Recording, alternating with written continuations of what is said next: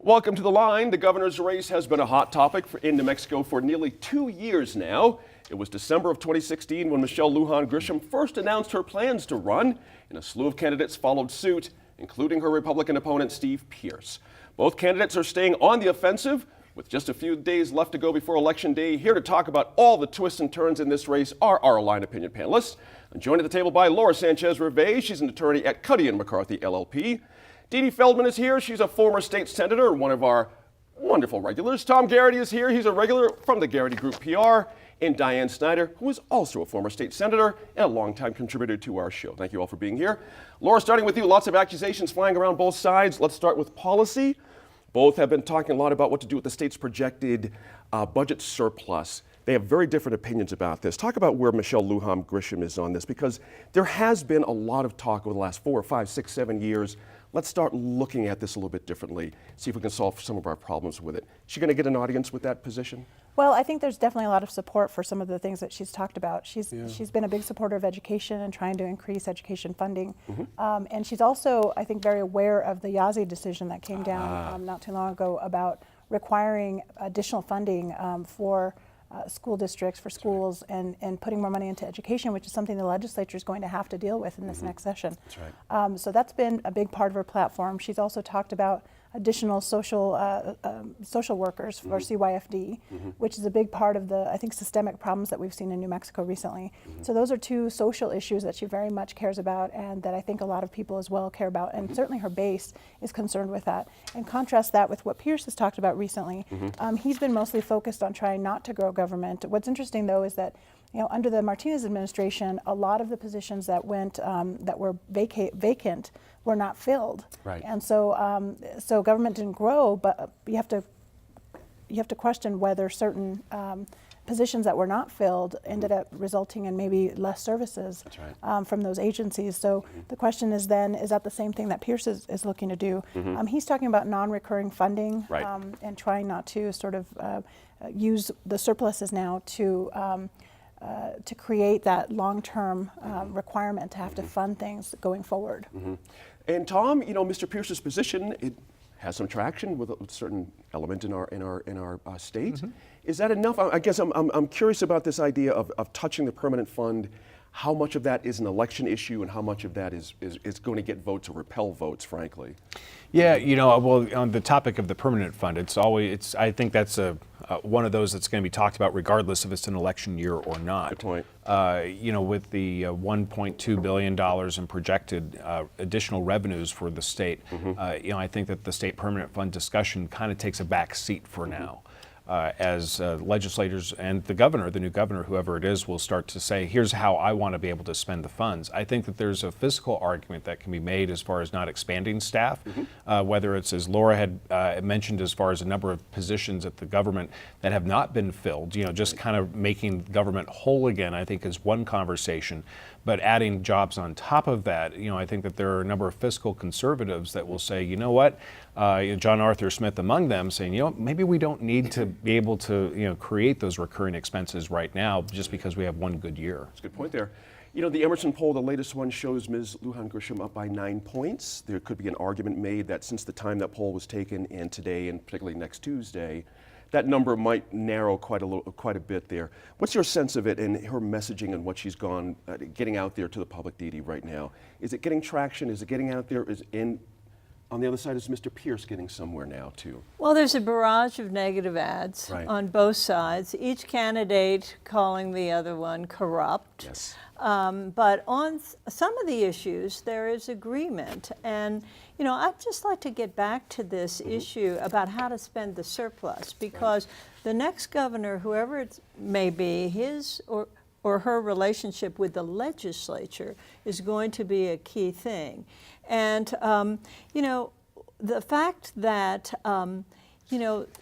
state government is down 4,000 employees since the beginning of the Martinez administration is significant. Now, the legislature has come in and tried to fill those positions, has funded those positions, and the Martinez administration has, in some cases, diverted that funding within the Department of Health to existing salaries.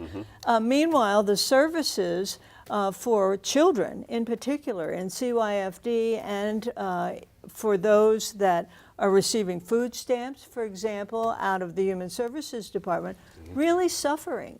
So Michelle Lujan Grisham is cognizant of those issues because she's experienced in government.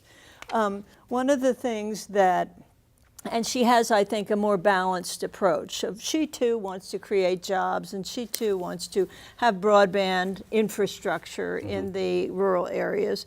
But she's cognizant of some of those, bread and butter agency issues because she's been the head of an agency. Exactly. So I think that's coming out, but it's kind of been subsumed in these last days of the campaign by the bricks and the bats. The Breaking Bad ad is, for one example. Let's talk about Mr. Pierce. Yes. It could be reasonably argued that this race is a lot closer than a lot of folks might have thought it could have been even a year ago. Do you know what I mean? Yes. If you talk about blue wave and all kinds of following a Republican governor, this Republican president, one could assume he would be struggling, but it doesn't look like he's really struggling necessarily. It's just punching through right at that last little bit there. Would you agree with that? And can he get there by next Tuesday? I think he can. And I'll tell you why is people like what he's saying. He's not, first of all, infrastructure. People used to not know what that meant. Right. So it was just this nebulous word out there. Right. So, but now they understand that that's roads, that's Wi-Fi, it's communication, it's safety. All of these things relate to infrastructure. And I don't know if you're familiar or not, but there's a national organization of engineers that do a study each year on infrastructure and grade the states. And we're not doing real well on those ratings. So at some point, we have to bite the bullet and fix our roads. And we're really bad on bridges. And the mistake most people think, they think of bridges as, crossing the Rio Grande. Right. Well, it's crossing any culvert. And school buses do this daily, back and forth. So we're talking ambulances. Right. We're talking about the safety of our citizens. And I think people understand that. He also has been more moderate on many issues, and people understand being moderate and not hard right. And I think that his message has been well received. And I was saying earlier that I've talked to many Republicans, and ones who are kind of loosey-goosey about voting have been out at the polls. There you go. So- Okay. Tom, I want to diagonally go across to you and stay with Mr. Pierce for a quick second. I find his ads talking about the need to pump up the trades industry here in New Mexico as an opportunity very interesting. It's meeting New Mexico where it is. It's understanding, it seems to me, where our opportunities are. We're not going to build a Harvard here or a Yale, but we certainly can build a state-of-the-art industry that revolves around the trades and all that kind of thing. What do you make of that? That's almost like a very old school conservative way to approach things. Well, both in the final debate, both Representative Pierce and Representative Lujan Grisham talked about the importance of trades and building in apprenticeship programs into K-12 education, saying that not everybody has a desire to move on to universities as far as extended education. It's a voter bloc that is very interesting because when you look at the unions themselves, typically the unions will support Democrat or liberal causes, whereas a lot of their membership will go just the opposite direction of saying we're going to support conservative causes. So it's one of those true middle ground groups that both candidates can really respond to and play to. I think to how your question started as far as the ads in general, what a sad state of affairs this has become with this new round of political advertising. And there really need to be some limitations, but society just soaks it all in. So unfortunately, I don't think we'll see much change. That's right. Good point there. We'll have to wrap that discussion right there. Be sure to join us on election night for live coverage and analysis of the midterm elections. We'll begin at 7 p.m. on channel 9.1 and online at newmexicopbs.org.